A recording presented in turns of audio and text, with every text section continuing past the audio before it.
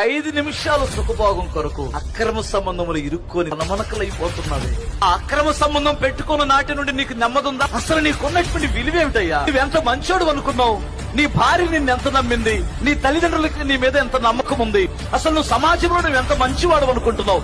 ఈ మధ్య కాలంలో నీకు వచ్చినటువంటి ఒక చిన్న ఫోన్ కాల్స్ ద్వారా ఈ మధ్య కాలంలో నువ్వు అక్రమ సంబంధం ఇరుక్కున్నావే.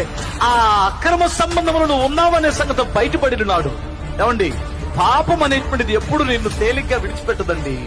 పాపం చేసేటప్పుడు ఎంత రుచిగా ఉంటుందో ఎంత హీరోలాగా ఫీల్ అవుతున్నాడు. ఎందుకంటే ఒక్క భార్య ఉన్నటువంటి వాడు వేస్ట్ క్యాండిడేట్, ఇంకో స్టెపెన్ టైర్ లాగా ఇంకొక స్టెపెన్ ఉన్నటువంటి వాడు పెద్ద హీరోలాగా ఫీల్ అవుతుంటాడు. కానీ అది బయటపడిన ఊస్తారు ఊరంతా నిన్ను సిగ్గు తీస్తున్నది. నీ పాపం నిన్ను అనారోగ్య పాలు చేస్తుంది.